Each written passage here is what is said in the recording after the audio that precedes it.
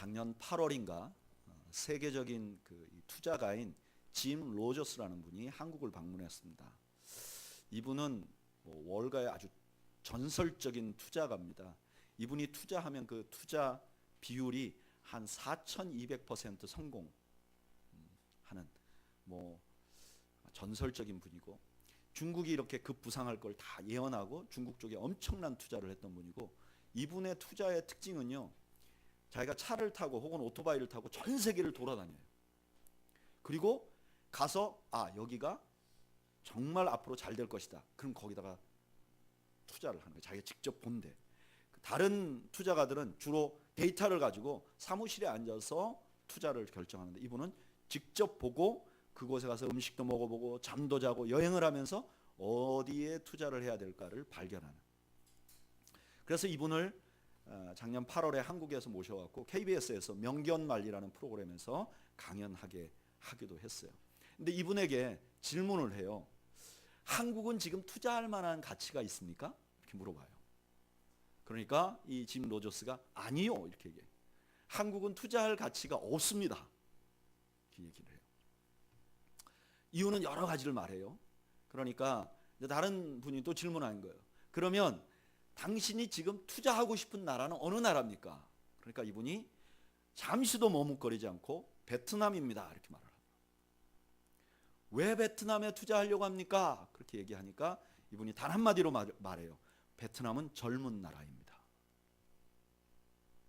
지금 유럽이나 혹은 미국이나 혹은 일본이나 한국 같은 나라들은 인구가 굉장히 노령화되어 있어서 미래가 없다는 거예요.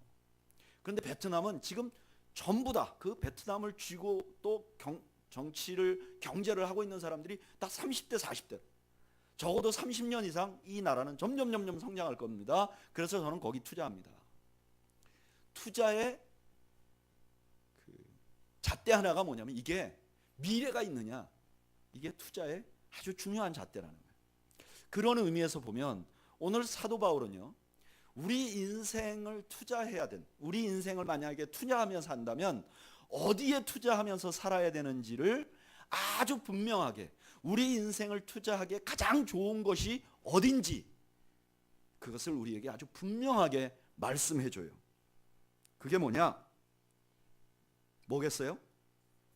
사랑이죠. 사도 바울은 사랑에 투자하라 그래요. 왜 사랑에 투자해야 되는가? 첫째, 저를 따라 하시죠. 사랑은 영원하기 때문입니다.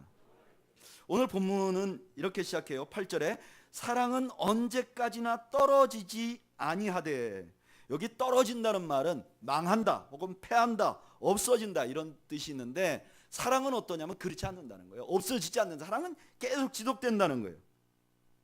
그리고 이걸 확증짓는 말씀이 13절 말씀이에요. 13절에 뭐라 그래요? 그런즉 믿음, 소망, 사랑 이 세 가지는 항상 있을 것인데, 항상 있다는 거예요.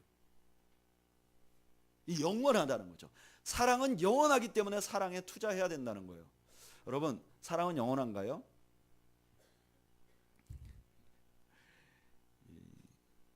사랑은 영원하다는 건 인간의 머리로는 좀 이해하기가 어려워요. 왜냐? 우리 모두가 첫사랑이 있고 그 사랑 결혼 안 한 사람들이 너무너무 많아요.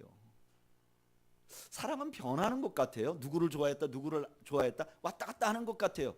사랑은 변함 무사한데, 사도 바울은 무엇을 근거로 사랑이 영원하다고 말했을까?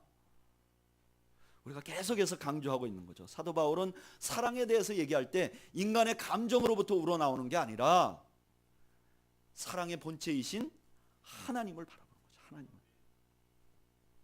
사랑은 영원하다 할 때 사도 바울이 어떻게 이렇게 확신하게 얘기할 수 있는가? 왜냐하면 그 사랑의 본체이신 하나님이 영원하시기 때문에 그래요.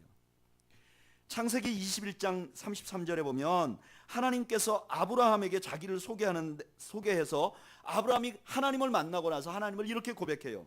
아브라함은 브엘세바에서 에셀나무를 심고 거기서 영원하신 여호와의 이름을 불렀으며. 아브라함은 처음부터 하나님이 어떤 분이냐? 영원한 분이라고 생각을 했어요. 그래서 하나님의 사랑은 어떠냐? 영원하다는 거예요. 예레미야서 31장 3절에 이렇게 말해요. 옛적에 여호와께서 나에게 나타나 내가 영원한 사랑으로 너를 사랑하기에 인자함으로 너를 이끌었다 하였노라. 그렇기 때문에 하나님 변함이 없는 영원한 하나님이기 때문에 영원한 하나님의 사랑은 변함이 없다는 거예요. 이것뿐만 아니라 예수님도 영원하세요. 여러분 히브리서 7장 24절에 예수님을 이렇게 소개해요. 예수는 영원히 계심으로. 예수님은 영원한 분이에요. 그 영원하신 예수님이라서 사랑도 그렇게 하세요. 로마서 8장 39절에 이렇게 말해요. 높음이나 깊음이나 다른 어떤 피조물이라도 우리를 우리 주 그리스도 예수 안에 있는 하나님의 사랑에서 끊을 수 없다. 예수님이 한번 사랑하면 그걸 놓지 않는다는 거예요. 그러니까 사도 바울이 말하기를 뭐라 그러느냐면 사랑은 영원한 것이다. 그리고 이 영원한 것은 어떤 것이냐? 가치가 있어요. 잠깐 소유하는 것보다 영원한 게 훨씬 가치 있어요. 이걸 어떻게 알 수 있느냐? 여러분 집을 사보면 집을 전세로 사는 것과 월세로 사는 것과 집을 구입하는 게 있는데 셋 중에 어느 게 제일 비싸죠? 사는 게 제일 비싸요. 왜 사는 게 제일 비쌀까요? 오랫동안 소유할 수 있기 때문에 그래요. 이 가치라는 건 어디서 나오느냐? 오랫동안 소유하는 것으로부터 나와요. 그런데 하나님의 사랑은 어떠냐? 변함이 없고 영원하다는 거예요. 그래서 가치가 있다는 거예요. 두 번째로 저를 따라하죠. 사랑은 영원한 것들 중에서도 가치 있다. 왜 사랑에 투자해야만 하느냐? 사랑은 영원하기도 하지만 사랑은 영원한 것들 중에서도 더 가치 있어요. 우리가 아까 읽었던 13절 말씀 한번 다 같이 읽어볼까요? 고린도전서 13장 13절 읽어보죠. 시작. 그런즉 믿음, 소망, 사랑 이 세 가지는 항상 있을 것인데 그 중에 제일은 사랑이라. 아멘. 믿음, 소망, 사랑 이 다가 뭐라고요? 영원하다는 거예요. 근데 그 중에 그 영원한 것들 중에서도 사랑이 제일 가치가 있다는 거예요. 왜 그럴까요? 왜 믿음, 소망, 사랑 중에 사랑이 제일 가치 있을까요? 오늘 본문엔 대답이 없어요. 그래서 제가 많은 목사님들의 설교하셨던 설교를 들어 기억해 보니까 많은 분들이 이렇게 말씀하세요. 믿음과 소망은 이 땅에 필요한 건데 천국 가면 없어질 거다. 그러니까 그런데 사랑은 천국 가서도 계속 있으니까 사랑이 제일이다. 근데 그 말씀이 일리는 있는데 선뜻 받아들여지지 않아요. 왜요? 믿음, 소망, 사랑 이 세 가지는 영원할 것인데 라고 말했단 말이에요. 그러니까 천국에 믿음이 없다, 소망이 없다 이거 분명하게 말하기가 좀 어려워요. 그럼 왜 그럴까? 답은 없어요. 그냥 이거는 제가 묵상해서 그렇게 생각한 거예요. 이경영 목사님은 성경에 그런 말 있다 그렇게 말하면 안 돼요. 근데 제가 묵상을 해보니까 믿음이라는 건 대상이 있어요. 누구를 믿는 거죠? 누구죠? 하나님을 믿는 거예요. 소망은 뭐예요? 소망도 하나님의 신실하심에 근거해서 바라는 거예요. 근데 사랑은 뭐죠? 사랑은 하나님이세요. 하나님의 본체세요. 그러니까 하나님을 바라보는 것이나 하나님을 신뢰하는 것보다 더 소중한 건 뭐냐면 하나님 자신이라는 거예요. 그러니까 사도 바울이 이렇게 말하는 거죠. 여러분 이 세상에서 가장 소중한 걸 내가 지금부터 소개할 건데 그 가장 소중한 게 뭐냐? 사랑이라는 거예요. 왜 사랑이 소중하냐? 사랑은 영원하기 때문이기도 하고 또한 영원한 것들 중에서도 최고로 중요하다는 거예요.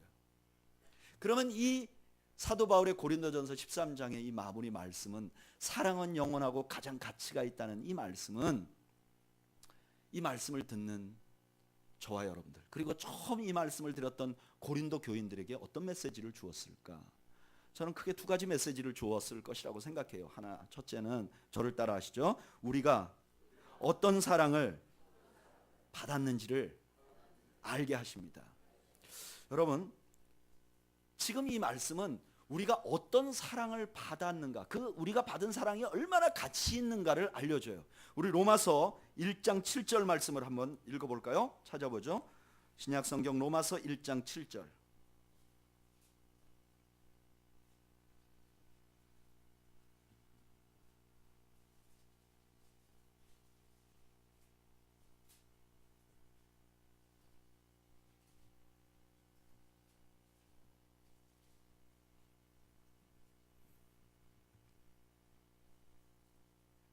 읽어보시죠. 로마서 1장 7절 시작.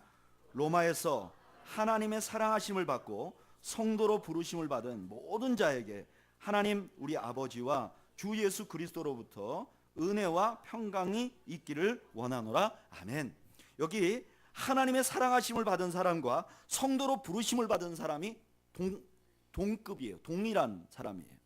그러니까 다시 말하면 뭐냐면 우리가 성도가 되었다는 것은 하나님의 사랑을 받았다는 의미가 있다는 거예요. 여러분, 저와 여러분들은 하나님의 사랑을 받고 계세요. 여러분 믿으십니까? 우리가 하나님의 사랑이 없으면 우리가 이렇게 예수님을 믿을 수도 없어요. 우리는 이미 하나님의 사랑을 받고 있어요. 근데 너무나 많은 사람들이 하나님이 우리를 사랑한다는 말을 너무 많이 들어서 우리가 그냥 당연한 것으로 생각해요. 그리고 이거는 그냥 값싼 것으로 생각해요. 그래서 제가 예전에 목회하던 교회에서 어떤 분이 이렇게 하나님 앞에 기도했다 그래요. 하나님이 저를 사랑하는 건 내가 압니다. 근데 사랑은 이제 됐고요. 돈을 주세요.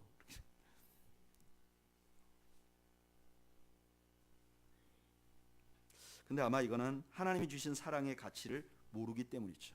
하나님의 사랑을 우리에게 줬다는 것은 어떤 의미냐면은 하나님 자신을 주었다는 의미예요. 왜냐하면은 하나님이 무엇이기 때문에요? 사랑이시기 때문에. 하나님이 사랑을 주었다는 것은 하나님이 가지신 많은 것들 중에 일부를 조금 떼어줬다는 게 아니라 하나님 자신이 우리에게 주신 바 되었다는 것을 의미해요. 이것은 사도 바울이 갑자기 생각해낸 것이 아니에요. 출애굽기에 보면 하나님께서 이스라엘 백성들을 애굽에서 이끌어내시면서 이렇게 약속하세요. 너희를 내 백성으로 삼고 나는 너희의 하나님이 되리라. 하나님이 이스라엘 백성들을 끌어낸 건 그냥 끌어낸 게 아니라 하나님 자신이 이스라엘 백성의 것이 되어주시려고, 다시 말하면 하나님께서 자신을 스스로 우리를 위하여 헌신하시고 우리에게 주신 바 된 것이에요. 그래서 하나님의 백성이 되는 거예요. 이것을 더 아주 극명하게 보여주신 분이 바로 우리 예수님이세요. 예수님에 대해서 디도서 2장 14절에 이렇게 말해요. 그가 우리를 대신하여 자신을 주심은, 그가 우리를 대신하여 자신을 주심은 모든 불법에서 우리를 속량하시고 우리를 깨끗하게 하사 선한 일을 열심히 하는 자기 백성이 되게 하려 하십니다. 하나님이 우리를 사랑하셨다는 것은 그냥 일부를 주신 게 아니라 하나님 자신을 주시고 그리고 그로 말미암아 우리를 하나님 백성 만들었다는 거예요. 그를 아주 극명하게 보여주신 분이 예수님이시라는 거예요. 예수님이 십자가에서 자기 목숨을 주신 것은 우리를 하나님 백성 만들려고 그랬다는 거예요. 그래서 하나님 백성 된 사람은 누구나 다 하나님 자신을 헌신받은 엄청난 사랑을 받은 사람들이라는 것을 잊지 말라는 거예요. 저는 여러분, 우리가 하나님의 사랑을 받았다는 것이 하나님 자신이 우리를 위하여 헌신하시고 우리에게 하나님 자신을 준 바 되었다는 사실을 잊지 않는 여러분들이 되시기를 주님의 이름으로 축복합니다. 그런데 하나님 자신이 우리에게 헌신했다는 것은 영원하신 하나님이 우리 자신을 위하여 헌신하고 전능하신 하나님이 우리 자신을 위하여 헌신했다는 것은 어떤 의미가 있느냐? 나머지는 걱정 안 해도 된다는 의미가 있어요. 첫째로 지금 내가 살아가는 데 필요한 모든 것들은 염려하지 않아도 된다는 의미를 포함하고 있어요. 이걸 사도 바울이 어떻게 표현하느냐? 로마서 8장 32절, 우리가 너무나 잘 아는 말씀이잖아요. 자기 아들을 아끼지 아니하시고 우리 모든 사람을 위하여 내어주시니가 어찌 그 아들과 함께 모든 것을 우리에게 주시지 아니하겠느냐. 하나님은요, 우리를 너무 사랑하셔서 우리에게 필요한 모든 것을 주시기를 원하는 거예요. 그 사인이 뭐냐? 그 상징이 뭐냐? 하나님의 아들을 주신 거예요. 하나님의 아들을 주셨다면 당연히 나머지도 주실 거라는 거예요. 여러분, 이건 실제로 그래요. 하나님께서 우리를 사랑하셔서 지금 이 살아가는 세상을 우리를 위하여 만드셨잖아요. 시편 8편 3절에서 5절 보면 이렇게 말해요. 주의 손가락으로 만드신 주의 하늘과 주께서 베풀어 두신 달과 별을 내가 보오니 사람이 무엇이기에 주께서 그를 생각하시며 인자가 무엇이기에 주께서 그를 돌보시나이까. 시인이 하늘을 보니까 그 하늘 모두가, 하늘에 있는 달과 별이 다 나를 위하여 지으셨다. 이렇게 고백하는 하나님, 내가 뭔데 나한테 이렇게 사랑을 주십니까? 하나님이 자신을 헌신했다는 것은 우리의 필요를 위하여 다 준비하시고 그것을 기뻐하신다는 의미가 포함되어 있는 거예요. 이거는요, 아이를 낳아 길러본 사람들 많이 대부분 알 수 있어요. 저도 유학 간 지 1년 만에 우리 큰아이가 임신을 했어요. 그때 저희가 정말 통장에 돈이 30불, 20불 이렇게밖에 없고 한국으로 돌아가고 싶은데 돈이 없어 못 돌아가는 그런 형편인데 아이를 임신했다는 거예요. 또 아이가 출산하면 뭐 필요한 물품이 많잖아요. 근데 이걸 구입할 저희가 재정적인 능력이 없었어요.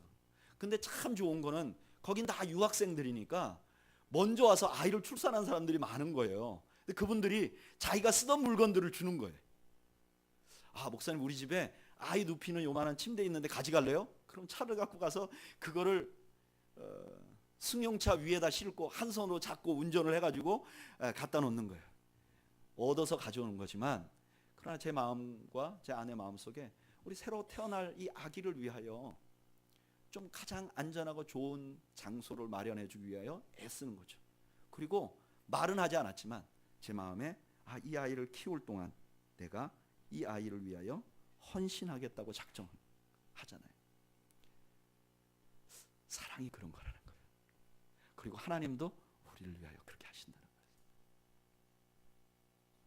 뿐만 아니라 이 하나님이 영원하시기 때문에 하나님의 사랑을 받는다는 것, 하나님 자신을 헌신받는다는 것은요, 이 땅에서 삶으로 끝나는 게 아니라 내세까지도 다 책임이 져지는 거예요. 그래서 아까 읽은 로마서 8장 38절 39절에 보면 이렇게 말해요. 내가 확신하노니 사망이나 생명이나 천사들이나 권세자들이나 현재일이나 장래일이나 능력이나 높음이나 깊음이나 다른 어떤 피조물이라도 우리를 우리 주 그리스도 예수 안에 있는 하나님의 사랑에서 끊을 수 없으리라.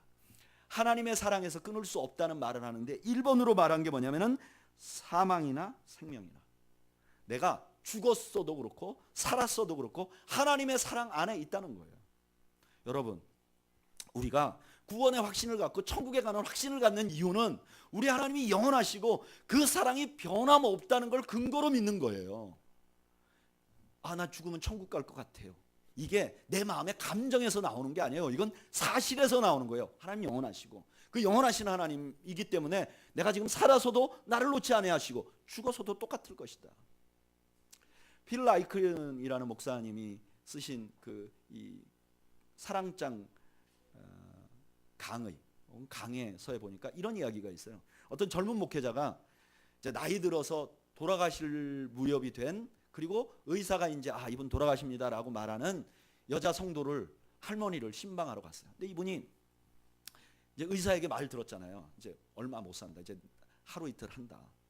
그러니까 이 젊은 목사님이 가서 뭐라고 말을 해야 될지 모르는 거예요. 그래서 이제 신방을 가고 우물쭈물 하고 있는 거예요. 그런데 누워 있는 할머니가 그 목사님에게 이렇게 말한 거예요. 목사님, 너무 힘들어 하실 필요 없으세요.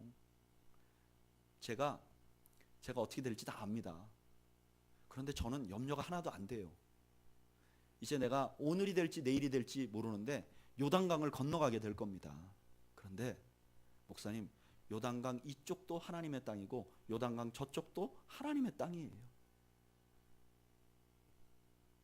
내가 요단강 이쪽에서 하나님의 사랑을 받고 살았다면 요단강 저쪽에 가도 하나님 사랑 안에 살 거예요.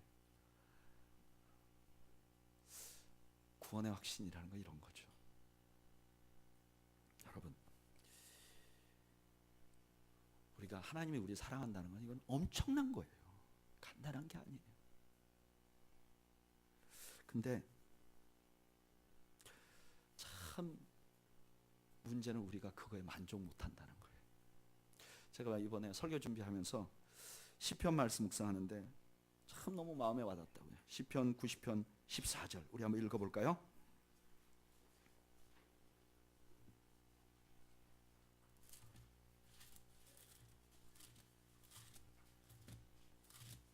시편 90편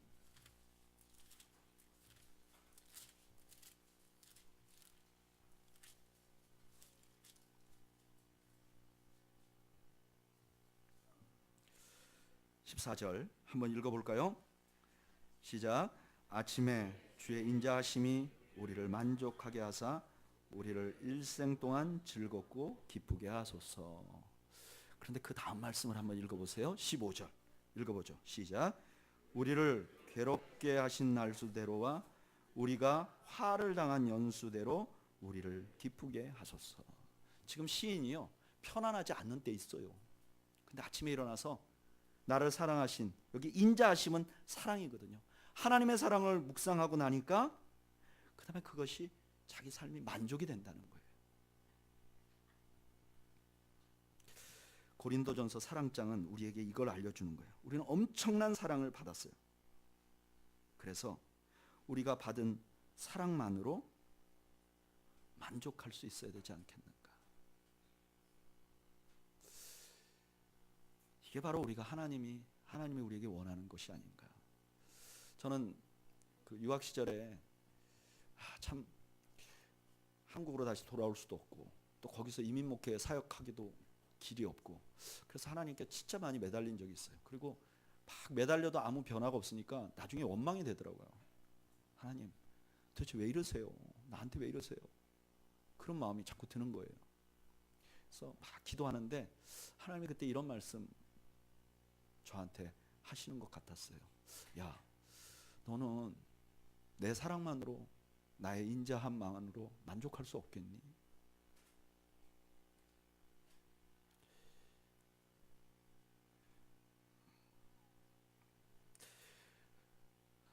사랑장은 우리에게 우리가 어떤 사랑을 받았는가를 알려주세요. 저는 여러분들이 하나님의 받은 사랑을 잊지 않는 여러분들이 되시기를 축복합니다. 뿐만 아니라 이 사랑장은 우리 인생을 어디에 투자해야 되는지 알려줘요. 고린도전서 13장은 사랑장이라고 말하는데 많은 분들이 사랑장을 13절까지만 읽어요. 그런데 사실은 사랑장의 결말은 14장 1절 상반절에 있어요. 14장 1절 상반절에 뭐라고 말하죠? 사랑을 어떻게 하라고요? 추구하라. 추구하다는 건 막 쫓아가라는 거예요. 사도 바울이 고린도전서 13장이 계속 사랑을 얘기한 게 이유가 뭐냐? 너희들이 사랑을 추구하라는 거예요. 사랑을 쫓아가라는 거예요. 사랑을 가치 있게 생각하고 거기 투자하라는 거예요. 우리가 유한하잖아요. 그런데 사도 바울이 사랑을 말하면서 맨 마지막에 사랑이 가장 가치 있습니다라고 말하는 이유는 유한한 우리 인생 아무데나 다 쓰고 살 수가 없잖아요. 그러니까 가장 가치 있는 데 투자해야 되는데 가장 가치 있는 게 사랑이라고 말하는 그 이유는 거기에 투자하며 살라는 거예요. 그런데 여러분, 우리가 사람을 사랑하는 일은 정말 쉽지 않아요. 그죠? 사람을 사랑하다 보면 상처를 많이 받아요. 그래서 우리 선조들이 이런 말을 하잖아요. 머리 검은 짐승은 거두지 마라. 배신한다. 생각해보면 이런 면이 있어요. 우리가 사람을 사랑하면요, 내가 사랑하고 아껴준 사람들이 우리를 배신하는 그런 아픔을 겪어요. 예수님도 그러셨잖아요. 예수님 12명의 제자들하고 얼마나 같이 있었어요. 우리 교회가 3년인데 예수님 3년 동안 계속 먹고 자고 하면서 12명과 같이 지냈어요. 그런데 십자가에 달렸을 때 12명 중에 아무도 예수님 편에 서지 않았어요. 얼마나 가슴이 아팠을까. 예수님만 그런 게 아니라 우리가 신앙생활하는 모든 제자들도 그런 일을 겪어요. 우리나라에 선교사로 온 언더우드, 그분이 원래 미국에서 아주 잘 나가는 목회자였어요. 근데 그만두고 한국으로 조선으로 선교사로 와요. 그래서 자기가 사랑과 애착을 다 줘요. 근데 변화가 없어요. 이분이 시를 써서 아주 긴 시를 썼어요. 유명한. 그런데 그 나머지 유명한 건 다 빼고 그분의 시 중에 이런 말이 있어요. 이제 하나님께 기도하는 거예요. 하나님, 조선 남자들의 속셈이 보이지 않습니다. 이 나라 조정의 내심도 보이지 않습니다. 가마를 타고 다니는 여자들을 영영이 볼 기회가 없으면 어찌나 합니다. 조선의 마음이 보이질 않습니다. 그리고 저희가 해야 할 일도 보이지 않습니다. 엄청나게 먼 나라에서 정말 가난하고 미개한 나라 조선까지 와서 자신들의 일생을 다 투자해서 사랑을 해주는데 이 사람들이 몰라주는 거예요. 그 속마음을 모르겠는 거예요. 아마 이런 경험은 여러분들도 있을 거예요. 우리가 사랑했던 사람들에게 배신당하고 친구이고 때로는 교인이고 때로는 가족이고 어떤 때는 자식에게까지 아픔을 당해요. 그래서 우리가 쉽게 결심합니다. 난 다시는 누구 아끼고 누구 뭐 돌봐주고 난 그렇게 안 할래. 근데 아세요? 예수님 3년 동안 열심히 사역했는데 십자가에 달렸을 때 12명이 다 없어졌어요. 그 뒤로 2000년 후에 전 세계 3분의 1이 그 예수님을 믿어요. 할렐루야. 조선 땅에 와서 그렇게 배신 많이 당했던 언더우드 박사가 눈물을 흘리면서 하나님, 내가 저 사람들의 마음을 모르겠습니다. 근데 그분이 세운 연세대학교가 한국에서 아주 존경받는 학교 중에 하나고, 그 와서 학교를 세워준 언도두 박사에 대해서 너무나 감사하는 사람들이 이 땅에 너무너무 많아요. 아마 살아가다 보면 우리 모두가 다 상처를 받은 적이 있을 거예요. 그러나 생각해보면 그래도 남아있는 건 사람이에요. 저도 그렇게 생각해요. 저도 목회를 하다가 상처를 입은 사람들은요, 제가 더 많이 아껴준 사람들이에요. 그분들이 아프거나 상처 있거나 그분들이 문제가 있어서 그분들을 도와주느라고 헌신했던 사람들이 제 가슴에 대못을 박았어요. 내가 이 교회를 위하여 내 목숨을 걸리라 하고 밤낮 없이 일한 그 교회가 내 마음에 못을 박아요. 그런데요, 그래서 이건 진짜 사람은 절대 안 된다. 근데 지금도 보면 제 주변에는 결국 사람이 있어요.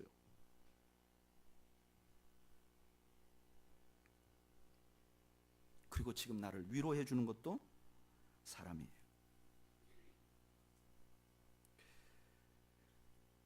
여러분, 우리가 이 땅에 살면서 아주 짧은 인생을 살 때 우리가 가장 투자해야 될 곳이 어딘가? 바로 사람에게 투자하는 거예요. 사람에게 투자 못한 사람들 죽으면서 후회해요. 마지막에 우리가 이 땅을 떠날 때, 내가 돈을 좀 더 벌어야 되는데, 내가 좀 더 많은 건물을 지어야 되는데, 이런 사람 없어요. 그러나 내가 좀 더 사랑을 해야 되는데, 이런 사람 너무너무 많아요. 저는 9.11 테러가 있을 때 미국에 있었어요. 그래서 그 테러 때 있었던 이 뉴스를 너무 많이 들었어요. 그 중에 제일 제 가슴에 박혔던 뉴스가 뭐냐면, 그 9.11 사태 때 세상을 떠나면서 이제 빌딩이 무너져요. 이제 내가 비행기를 탔는데 테러범들이 탔는데 폭탄이 있대요. 이걸 아는 사람들이 자기 가족들에게 다 핸드폰으로 전화를 하는데, 전화하면서 여보, 그 집문서 있잖아, 그거 어떻게 좀 잘 간수해, 이렇게 말한 사람이 없다는 거예요. 제가 한번 몇 분만 읽어드릴게요. 그 바로 전달에 월드 트레이드 센터에 일하기 시작했고 이제 한 달 정도 됐는데 된 스튜어트 L.T. 렌치라는 분이 이제 건물이 무너지는 걸 알고 자기 부인에게 전화했어요. 이렇게 전화해요. 여보, 사랑해. 뭔가 엄청난 일이 벌어진 것 같아. 근데 나는 아마 살 수 없을 것 같아. 여보, 사랑해.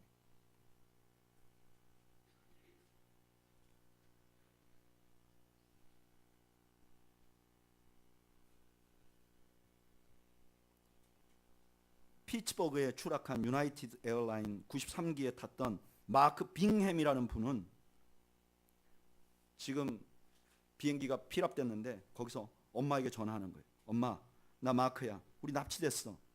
저기 3명 있는데 폭탄을 가졌대. 엄마 사랑해. 사랑해.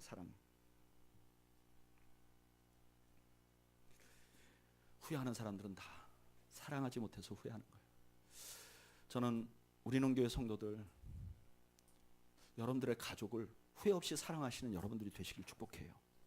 후회 없이 사랑하는 여러분들의 친구들을 후회 없이 사랑하는 여러분들이 되시길 축복해요. 그리고 우리는 교회 공동체가 후회 없이 사랑하는 그런 공동체가 되기를 축복해요. 얼마 전에 전 정말 기분 좋은 얘기를 들었어요. 제 설교를 계속 듣는 컴패션의 후원자 한 분이 저한테 이런 얘기를 하더라고요. 목사님 처음 봤을 때 십자가 설교만 해가지고 목사님 굉장히 차갑고 냉철하고 그런 분인 줄 알았어요. 그런데 겪어보니까 목사님 사랑이 많네요. 저를 잘 몰라서 그러는 건데 그래도 듣기 너무 좋더라고요. 저는 우리는 교회가 목사님 교회 굉장히 크네요. 그런 것보다 그 교회 진짜 사랑이 많네요. 난 그런 교회가 되고 싶어요.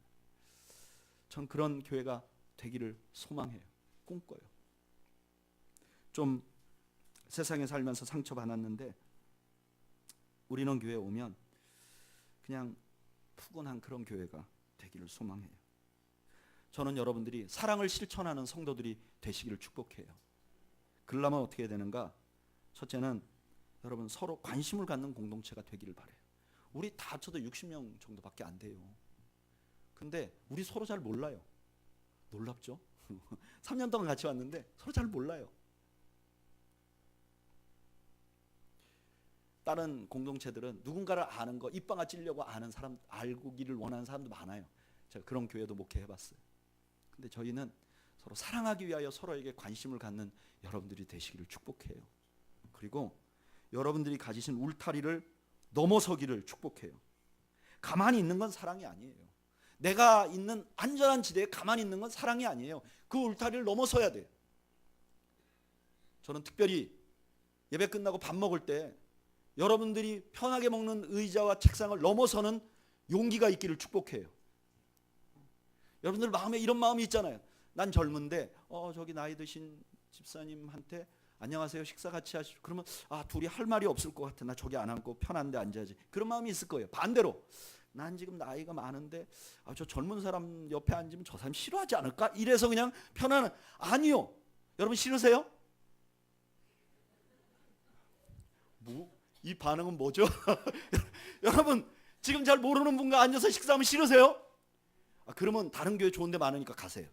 여긴 그렇게 안 하려고 그래요. 우리가 서로 좀 잘 모르는 사람에게 얘기하다 보면 그 사람 이야기 들어주고, 저는 그런 공동체가 되기를 소망해요. 처음 만나는 분이 있으면 소개를 하세요. 나는 이름이 뭐고 나이가 몇입니다. 무슨 일을 합니다. 저 잘 모르시죠? 저도 형제님, 자매님 좀 알고 싶으니까 소개를 해주세요. 그러면요, 그 다음 주에 만나면 굉장히 반가워요. 그 다음 주에 만나면 여러분들이 서 있는 곳을 넘어서지 못하면, 우리끼리 서너 명, 7, 8명 요거 넘어서지 못하면요, 사랑을 실천할 수가 없어요. 제가 예전에 교회 성장학 공부할 때 이런 얘기를 했어요. 한 사람이, 한 교회가 수만 명이 돼도 오직 교제하는 사람이 7명이라는 거예요.